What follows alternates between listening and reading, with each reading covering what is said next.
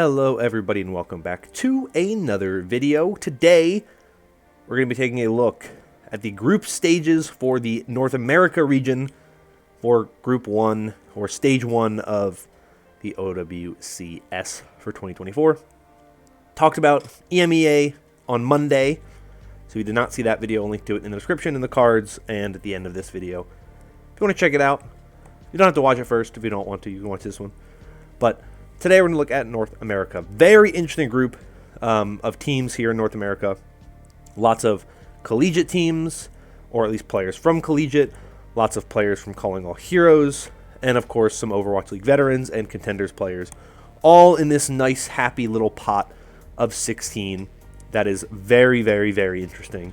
And will be fun to watch as we move into the next stage here of the tournament. So let's jump in and let's begin by talking about Group A. So this Group A team is, of course, headlined by the team that led the way in the Swiss stage, the only team that finished this North American Swiss stage with a perfect 9-0 record. That, of course, is the Toronto Defiant, the only organization remaining from the Overwatch League.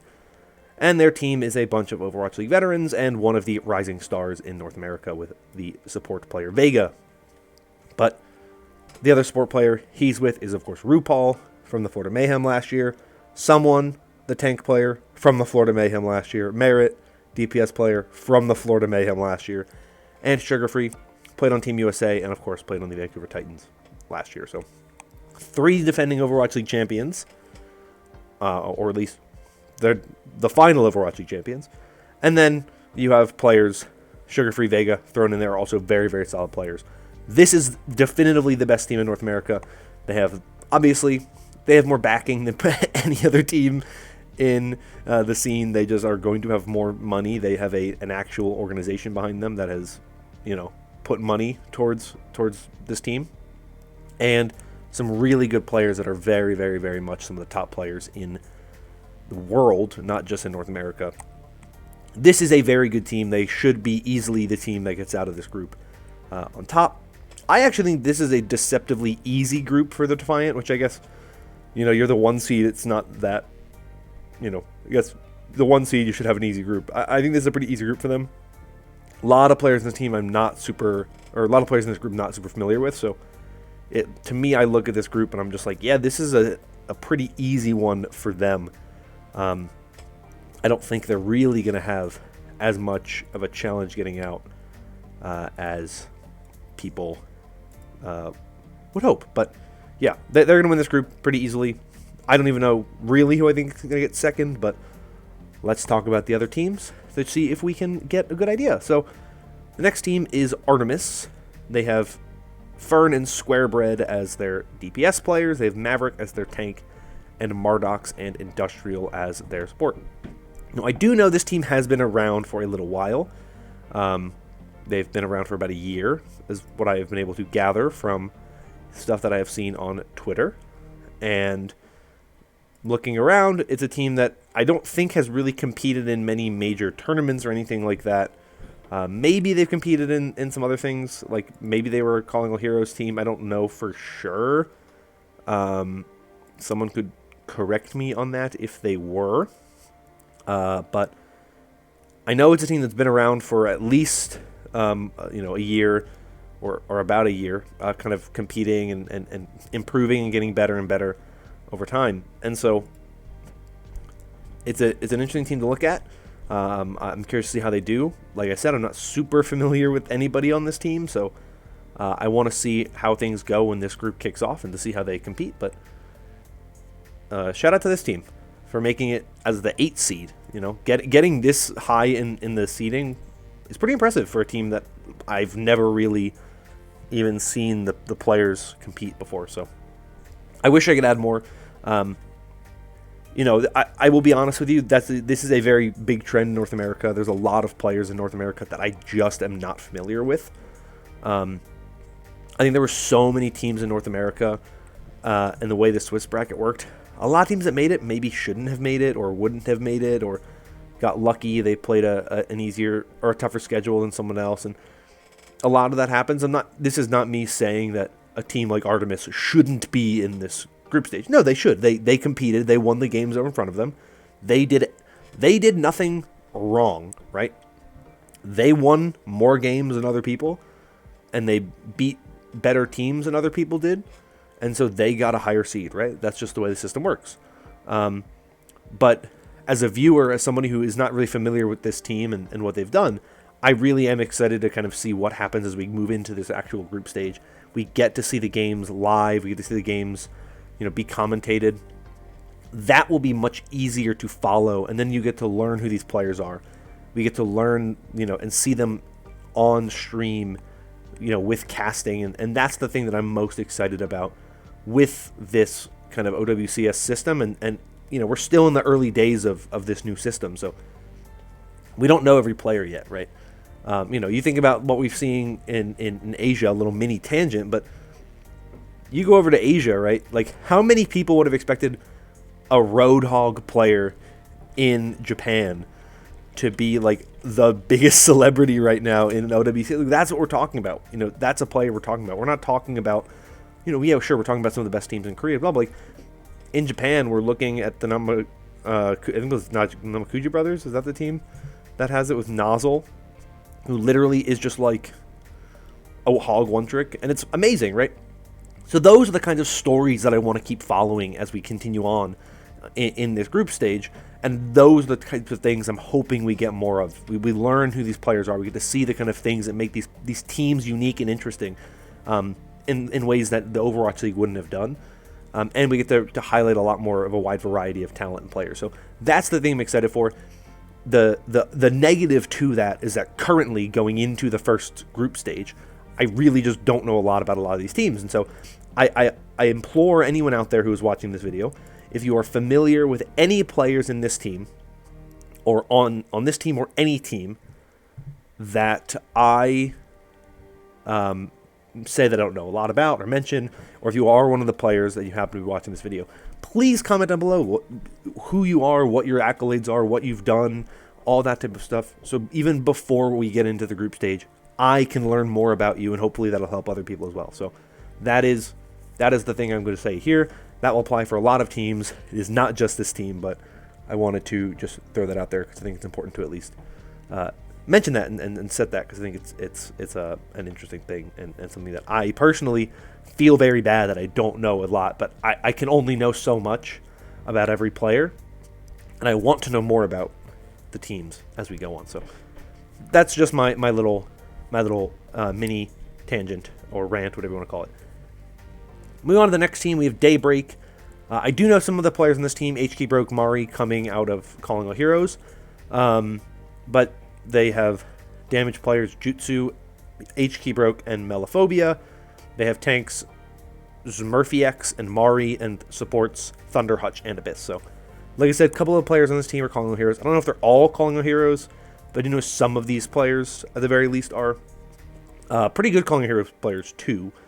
I want to say HK Broke was on Wisp, the Wisp Calling All Heroes team, which got second in the championship that just happened. And Mari, I think, was on Michael Wave, which got third. So, like, pretty good, successful players in that Calling All Heroes run. They make it here. Awesome to see. Really, really happy. A lot of the other players in this roster I'm not super familiar with, like I said. But some of them I'm at least aware of their kind of successes and what they've been able to do, which is always really cool to see. So I'm hopeful, once again, watching this team, get to learn more about them.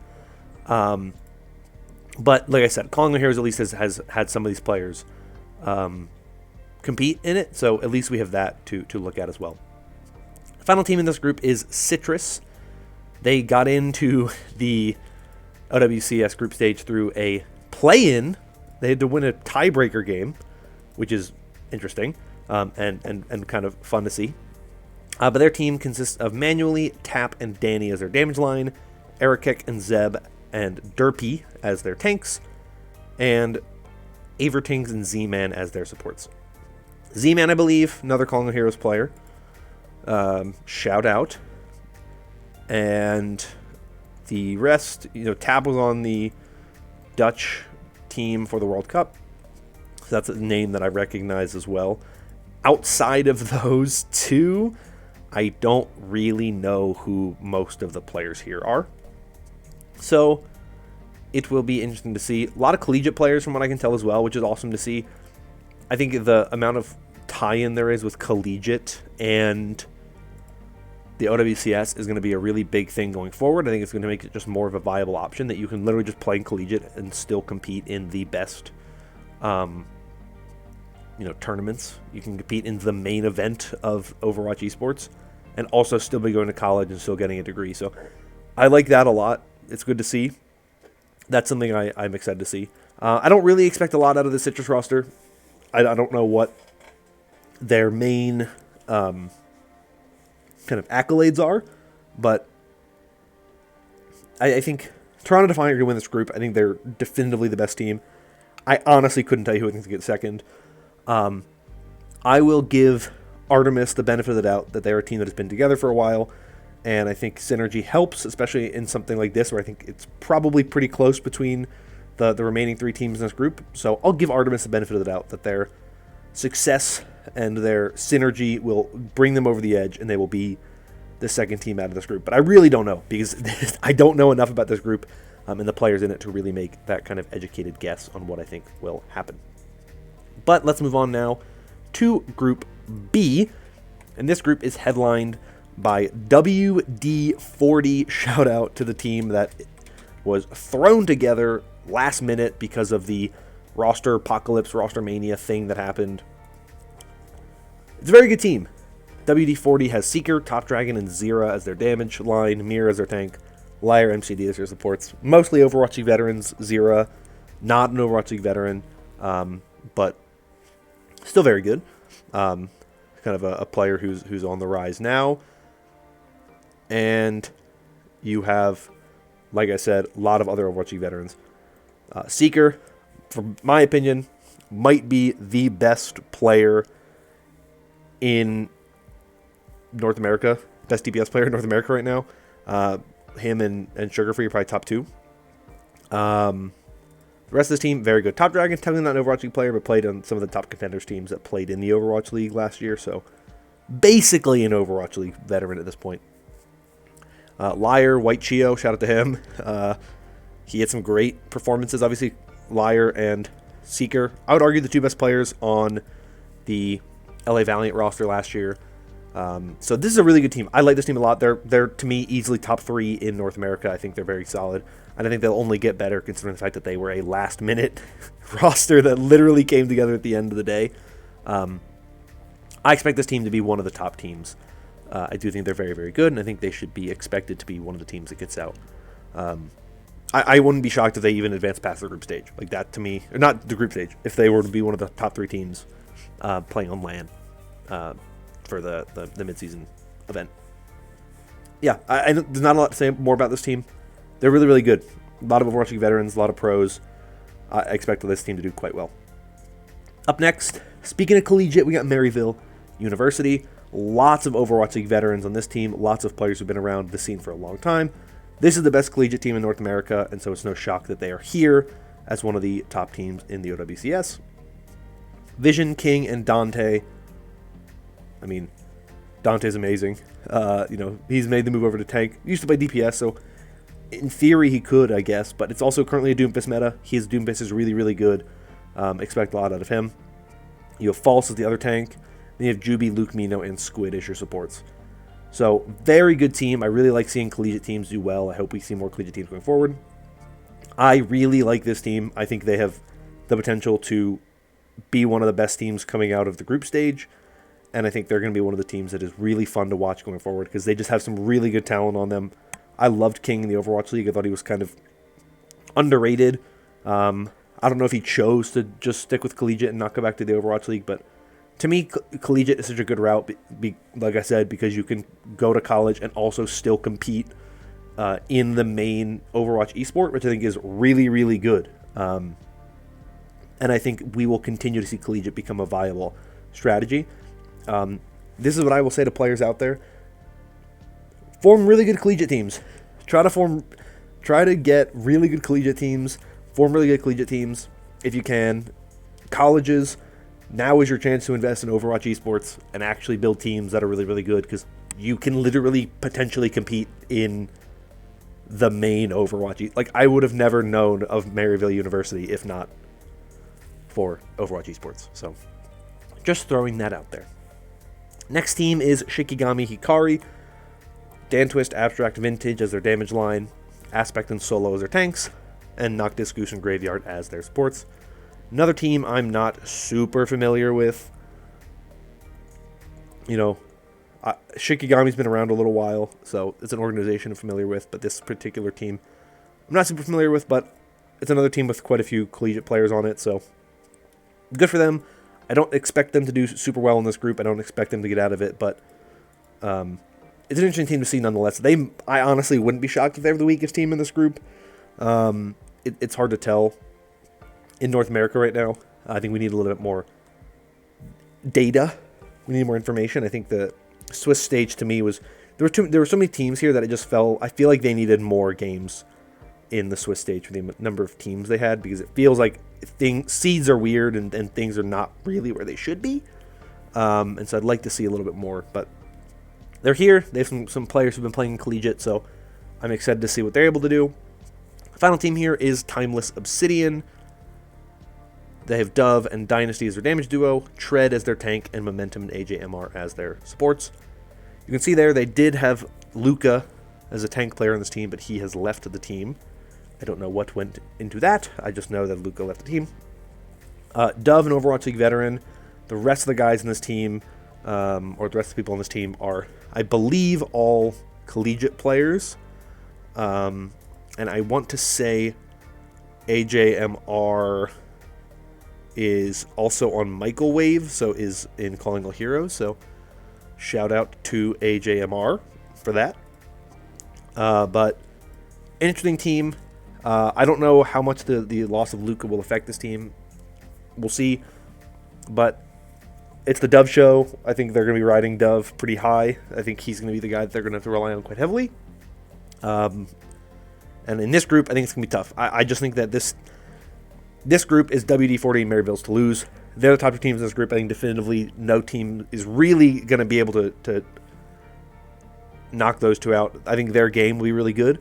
But to me, those are really the only two teams that I'm looking at as really solid contenders to get out of this roster, or get out of this group, because they are just that much better in my opinion. But like I said, we don't know a lot about some of these teams and some of these players, so maybe I'll be surprised. Maybe Timeless Obsidian pops the hell off. Maybe Shikigami Hikari, unreal. But for right now, I feel pretty good in saying WD-40 Maryville are the two teams that get out of this one. Up next, we have Group C. This is headlined by Timeless.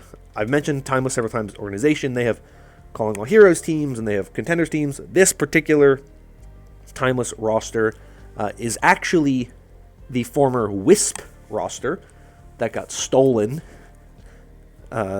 just before roster lock, because the Timeless roster got poached by... It's a whole thing, but this current Timeless roster, you have Rocket, Sonjun, and Chopper as their damage line, Raker and Icy as their tanks, and Opener and CJ as their supports. Sonjun, Opener, CJ, Overwatch League veterans. Rocket and Chopper, two players I was very impressed with in the Pro-Am last year. I thought they looked very good, even against Overwatch League competition. Raker and Icy, the tanks. Raker was not around on this team back when they played then. Icy was. I don't think Icy played, however. But this team, really good. There's a reason why they finished third. I don't think they're the actual top team in this group, but I think they should be the team that gets out of this group, at least as the second place team. I still think they're good enough to do that. But it's a solid team all in all. And I really like the talent they have here. You just think about what they've been able to do in Contenders. The core of this roster has been together for a while. That helps a lot. So to me, they are a team that I look at pretty positively, and I think they should be easily able to get out of this group. Well, I won't say easily, but I think they should get out of this group. The second team in this group is M80, who I do think are the best team in this group. and I think they are the 6th seed really just because of weird seeding quirks. But this team consists of Hydron, Pelican, and Spectra as their damage line, Hawk as their tank, and Lep, Ultraviolet, and Renko as their supports. Every player on this roster is an Overwatch League veteran, some with more success than others, but at the end of the day, they're all Overwatch League veterans. You know, Hawk and UV, part of that Atlanta Reign roster in the past. Obviously, UV and Hydron and Spectra played on Toronto together last year. So, very solid core, very solid roster. I think they are the 2nd best team overall in North America, and I think they just got kind of screwed by some seeding things. They did lose to the Toronto Defiant, so that's a note there. But I think they're a really good team. I think they should be the favorite to get out of this group, and I think they are the top team here, with Timeless 2nd. Next team is Team Pound Town Bow, which you have damage players Haven and Nos, tanks Seasons and Crawley, and supports Fishcake, Paintbrush, and Pink. So, a core of this roster comes from last year's LA Valiant roster with Paintbrush, Crawley, and Nos. You throw in Haven, Seasons, Fishcake, Pink to kind of round it out. I don't know a lot about some of the players in this team. Obviously, the players who compete in the Overwatch League, I'm familiar with them, at least more so than some of the others. But I think for a team that is presumably one of the teams that is kind of a dark horse, they're interesting. Obviously, some collegiate players here, some players who played in contenders, but Haven and Seasons are Northwood players. And Fishcakes played for Nyx. Pink played for the team Starburst. So some players who've been around in contenders, not necessarily like top-of-the-line, world-beating contenders talent, but pretty good, and some Overwatch League veterans. So it's a solid team all in all. I don't think it's an amazing team, but it's pretty good, and I think they probably are the 3rd best team in this group. Though, I do think this is one of the more competitive groups in the OWCS group stage here. Final team here is Dreamland. They are led by damage trio X10, Ryan, and Chime, tanks Astronex and Cowman 711, and supports Anion, Grapes, and Nev. Anion, the only Overwatch League veteran on this team. She only played one map last year for New York, but she was on an Overwatch League team, so I'm giving her credit. Credit where credit is due. X10, a player who comes from Calling All Heroes. Cowman's been around a while. Astronex was on Team Canada, so some players who have been around in different places in contenders and in the World Cup and in the Overwatch League and Calling All Heroes. So another kind of team of players who are up and coming that I'm not familiar with all of them super kind of well, but a team that I'm excited to see play. And it'll be fun to see this group, because I think this is one of the few groups where I at least feel like I have a better notion of where all 4 of these teams are. It's not perfect. I'm not super familiar with everybody on Timeless. I'm decently familiar with that team. And then same with like Team Pound Town Bow and Dreamland. Like some of the players I'm familiar with, some of them I'm not. And so I'm excited to see where things are so my expectations can kind of correct themselves. But it's a good team. I think this group in general has a lot of good teams, and I'm excited to see where this group ends up. But I would guess M80 number 1, Timeless number 2 to advance out of this one. The final group we have, Group D, is headlined by Beluga's Platoon, is the team here. Very interesting. This is a team with a lot of Calling All Heroes talent on it. I don't know a lot about all of them, but that is the main thing about this team. There's some very good contenders talent here. Bun, Halo, of course, has been in the Overwatch League. Snowslar and Sawhill are Calling All Heroes players. So the roster as a whole, you have Bun, Tristan, and Snozlar as their damage line, Sawhill, Beluga as their tank, and Halo, Neutral, and Shaq as their support. So it's not all Calling All Heroes talent, but that's kind of the general kind of core that I've been able to pick up on. A lot of these players come from Calling All Heroes. Some of them come from pretty good Calling All Heroes teams. So this is a pretty solid team, and I'm glad and happy for them that they got 4th, because it's really cool to see a team that has been competing in Calling All Heroes finish that high in the Swiss, which is really awesome to see. I don't know, like I said, a lot about this team. I think they should be good enough to get out of this group as one of the top teams. But shout out to them, because I think they have some really awesome talent, and it's really cool to see Calling All Heroes players make it to the group stage, and it'll be even better if they can move on to the main event and start to highlight some of that talent, which is awesome to see.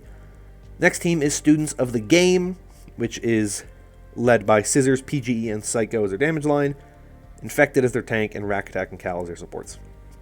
I'm going to throw out that I think this is probably the best team in this group.